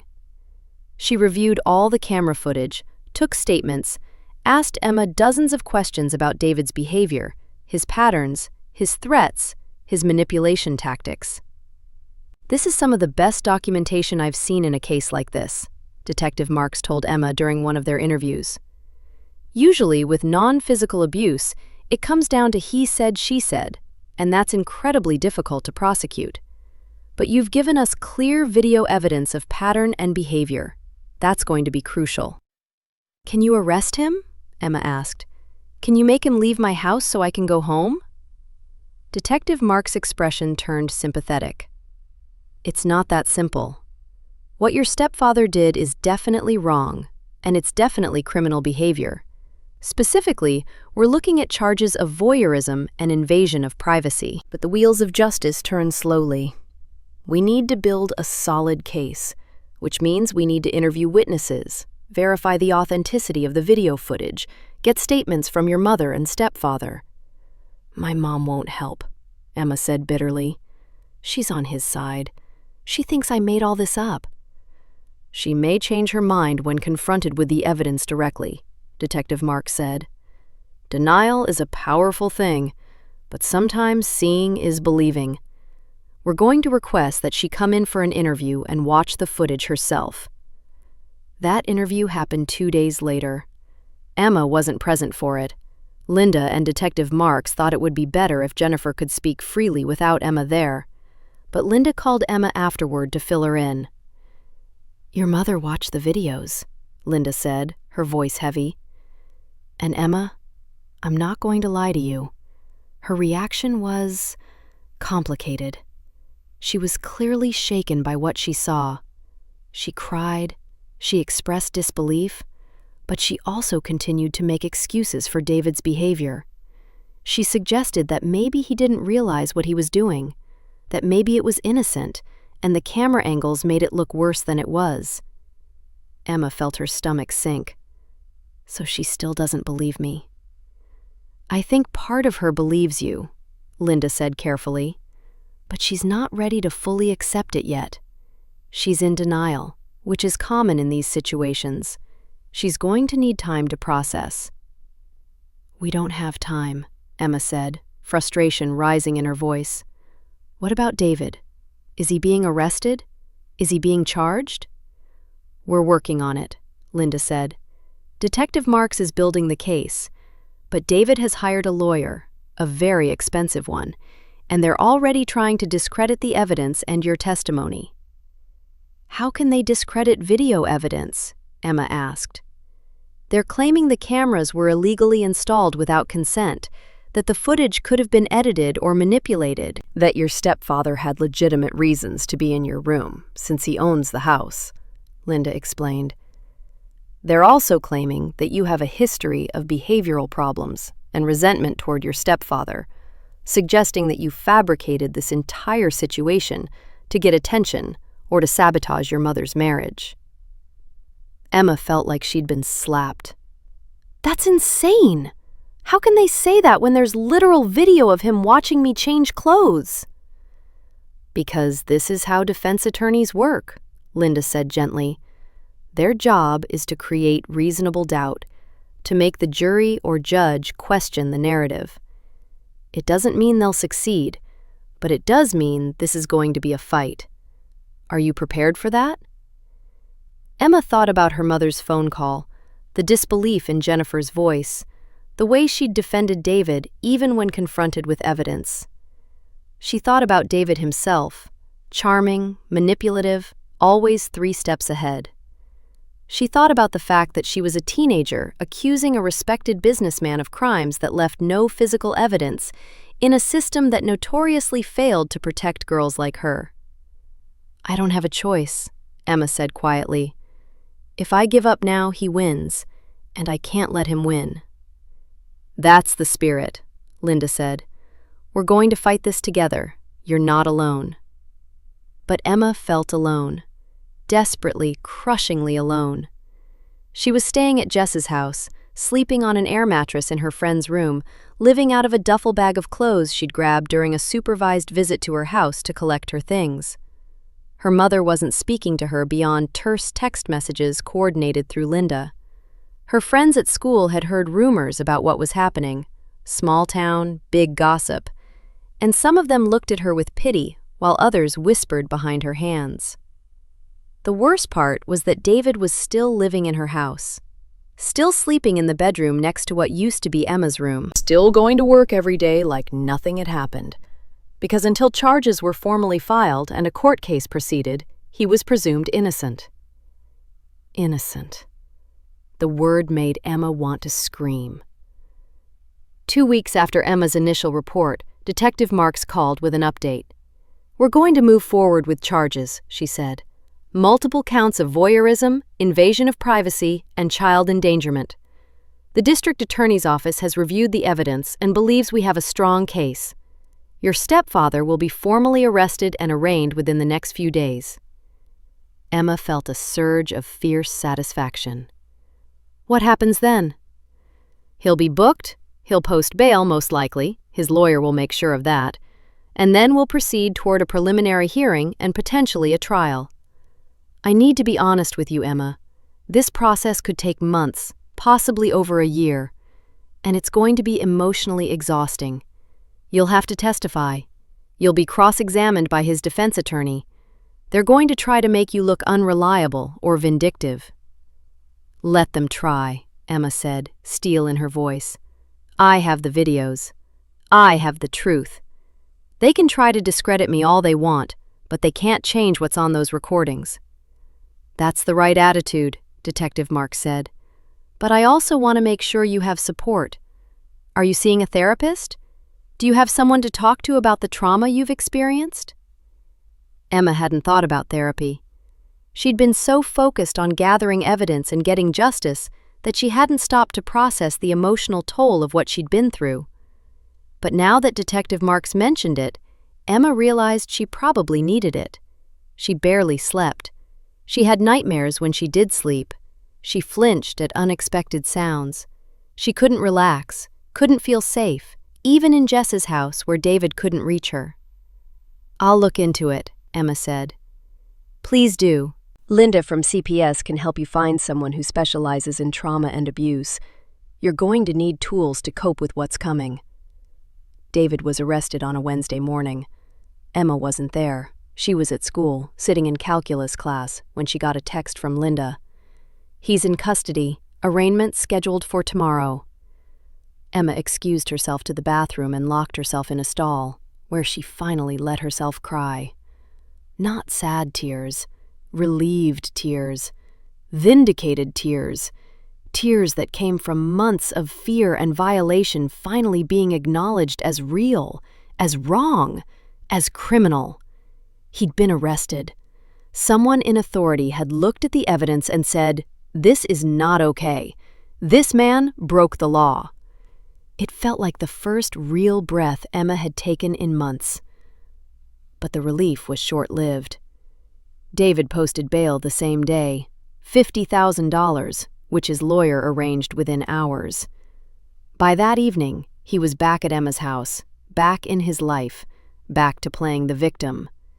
He gave an interview to the local newspaper, claiming he was being persecuted by a troubled stepdaughter who resented his relationship with her mother, that the charges were baseless, that he looked forward to his day in court where his innocence would be proven. The community response was mixed.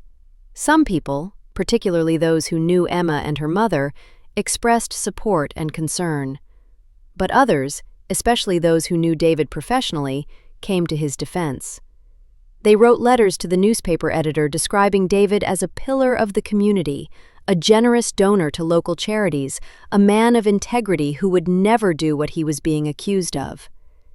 Emma watched it all unfold on social media and local news websites, feeling sick.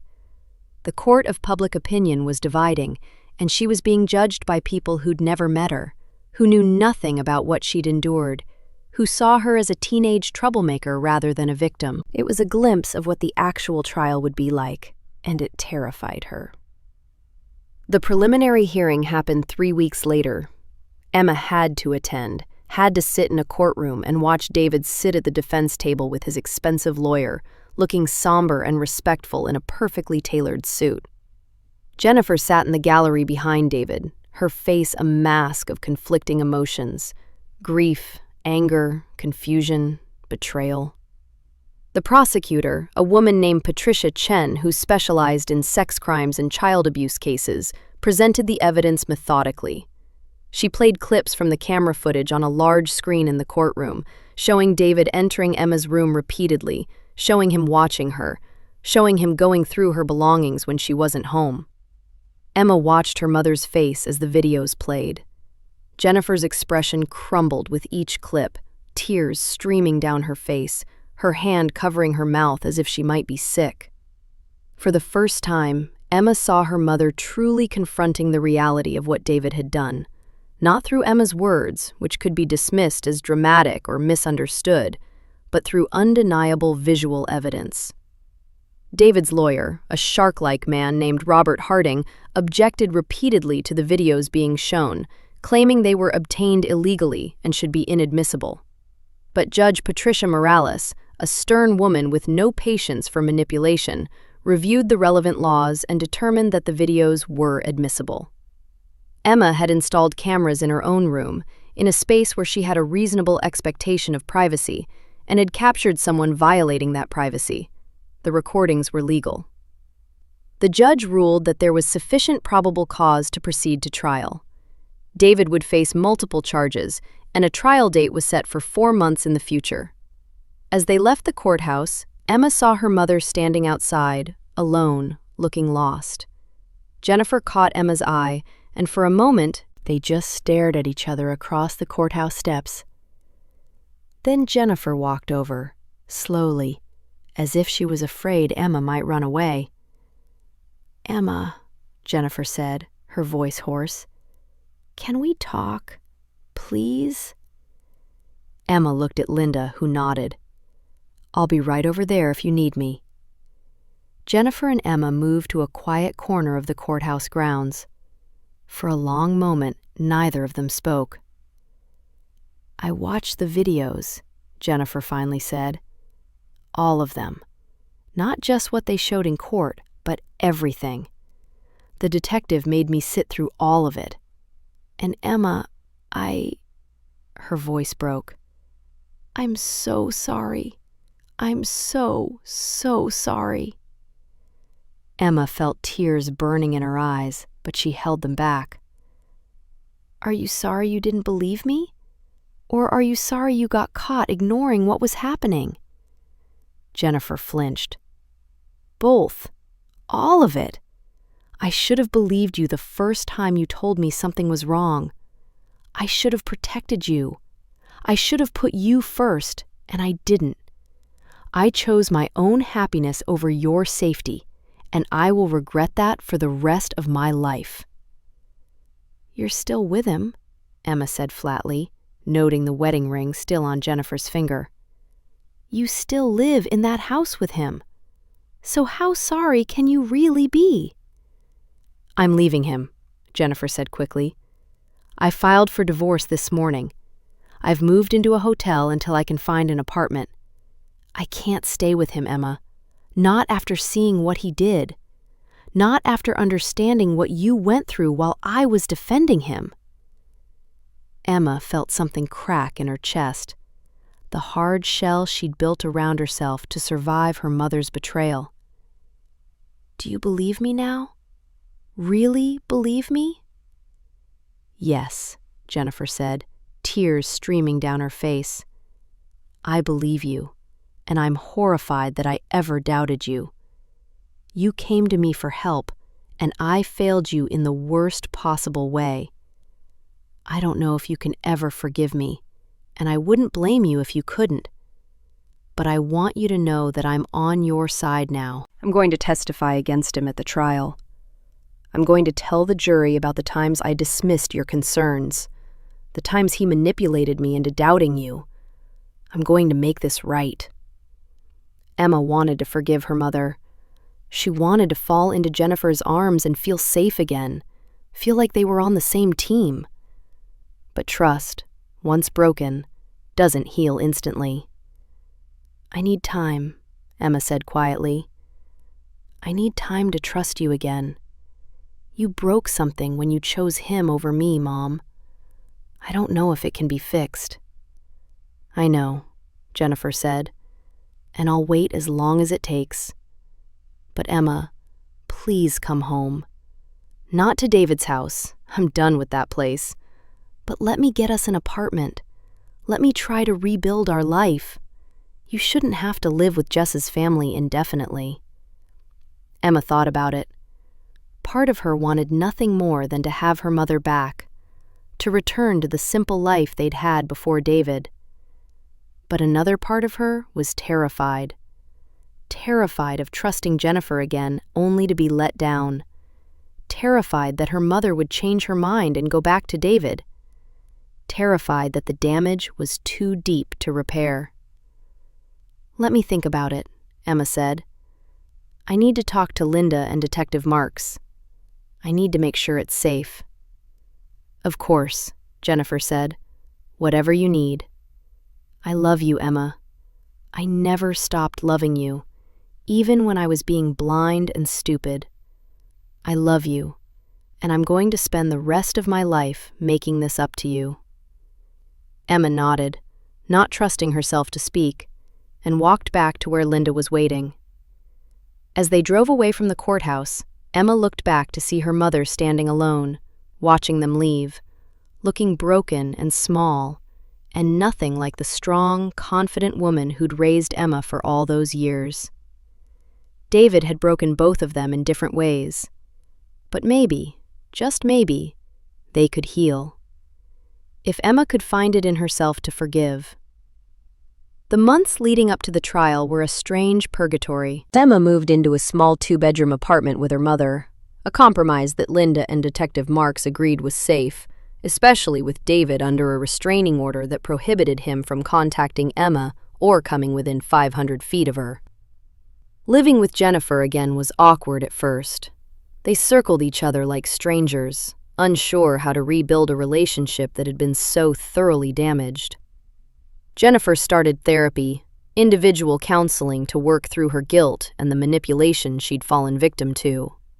Emma started therapy too, with a psychologist named Dr. Patricia Williams who specialized in trauma and sexual abuse. Dr. Williams helped Emma understand that what she'd experienced was a form of sexual abuse, even though David had never touched her inappropriately. The violation of her privacy, the predatory watching, the psychological manipulation, all of it constituted abuse. Dr. Williams gave Emma language to describe what had happened to her, validated her feelings, and taught her coping strategies for the anxiety and PTSD symptoms she was experiencing. Slowly, painfully, Emma began to heal. She returned to school, though she transferred to a different district to escape the gossip and stares. She reconnected with Jess and Morgan, who remained fiercely loyal even as other former friends distanced themselves from the drama. She started sleeping better, having fewer nightmares, feeling less like she was constantly being watched. And she prepared for the trial. Patricia Chen, the prosecutor, met with Emma regularly to go over her testimony. They practiced answering questions, anticipated what the defense might ask, prepared Emma for the emotional difficulty of facing David in court and recounting what he'd done. He's going to be there, sitting at the defense table, looking at you while you testify, Patricia warned. His lawyer is going to try to rattle you, to make you seem uncertain or inconsistent. You need to be ready for that. I am ready, Emma said. And she meant it. She'd spent months documenting evidence, fighting to be believed, surviving when everyone told her to be quiet. She wasn't going to back down now. But then, 2 weeks before the trial was scheduled to begin, Detective Marks called with surprising news. We've had a development in the case, she said. Another victim has come forward. Emma's heart stopped. Another victim? A woman named Rachel Thompson. She was David's stepdaughter from a previous marriage. We had no idea he'd been married before. She saw the news coverage of his arrest, and she contacted our office. Emma, her story is almost identical to yours. David married her mother when Rachel was 14. He started walking in on her when she was changing, coming into her room at night, going through her belongings. She tried to tell her mother, but her mother didn't believe her. The marriage eventually ended. Rachel's mother divorced him when Rachel left for college, but Rachel never reported what happened because she didn't think anyone would believe her. Emma felt a complicated mix of emotions, vindication that there was another victim who could corroborate her story, but also horror and guilt that someone else had suffered the same way she had. "Is she willing to testify?" Emma asked. "Yes, she wants to help make sure David doesn't do this to anyone else. And Emma, her testimony is going to be powerful. It establishes a pattern of behavior. It shows this isn't a one-time misunderstanding or a vindictive stepdaughter making things up. This is who David is. A predator who targets vulnerable teenage girls and uses his position as stepfather to access and abuse them." The trial date arrived sooner than Emma felt ready for, despite all the preparation. She wore a simple navy dress. Patricia had advised her to look young and sympathetic, to remind the jury that she was just a teenager who'd been victimized. And she walked into the courthouse with her mother on one side and Linda on the other. The courtroom was packed. Members of the community who'd followed the case, reporters from local news outlets, victim advocates, and David's supporters all filled the gallery. Emma tried not to look at any of them as she took her seat behind the prosecution table. David sat at the defense table in an expensive suit, his expression carefully neutral. He looked like a successful businessman wrongly accused, not a predator about to face justice. When his eyes met Emma's, she saw a flash of anger before he looked away, whispering something to his lawyer. The trial lasted 6 days. Patricia Chen presented the evidence methodically: the camera footage, Emma's testimony, Jennifer's testimony about how David had manipulated her, Dr. Williams's expert testimony about the psychological impact of David's abuse, and Detective Marks's testimony about the investigation. When it was Emma's turn to testify, she walked to the witness stand with her head held high. She placed her hand on the Bible, swore to tell the truth, and then looked directly at the jury as Patricia began her questions. Emma told her story from beginning to end. She described the first time David had accidentally walked in on her, the escalating pattern of intrusions, her attempts to tell her mother, David's threats and manipulation, the decision to install cameras, and the evidence she'd gathered. She spoke clearly and calmly, refusing to let her voice shake even when Robert Harding, David's lawyer, tried to rattle her during cross-examination. "Isn't it true that you resented your stepfather from the beginning?" Harding asked, his tone dripping with skepticism. "That you never wanted your mother to remarry?" "I wanted my mother to be happy," Emma said firmly. "What I didn't want was to be violated in my own home." "Violated is a strong word for someone walking into a room without knocking," Harding said. "It's the right word when it happens repeatedly, deliberately, at times when the person knows I'm changing clothes or sleeping," Emma shot back. "It's the right word when that person then lies about it and threatens me to stay quiet." Harding tried several more approaches, suggesting Emma had fabricated the videos, that she was a troubled teen seeking attention, that her relationship with her mother had been rocky before David arrived. But Emma held her ground, answering each question with the truth, never wavering. When Rachel Thompson testified the next day, the courtroom went silent. Rachel was now 26, a graduate student working on her master's degree, and she spoke with the confidence of someone who'd had years to process what happened to her. "David Thompson abused me in the same way he abused Emma," Rachel said clearly. "He used his position as my stepfather to access me when I was vulnerable. He violated my privacy repeatedly. He gaslit me into thinking I was imagining things or overreacting. And when I tried to get help, he convinced my mother that I was the problem. I've lived with the trauma of that abuse for over a decade. I'm here today to make sure he doesn't do this to anyone else." Rachel's testimony was devastating to the defense. Harding tried to suggest that she'd been coached by the prosecution or that she was making false accusations for attention, but Rachel calmly provided specific details, dates, and incidents that corroborated the pattern of behavior David had displayed with Emma. The defense's case was weak.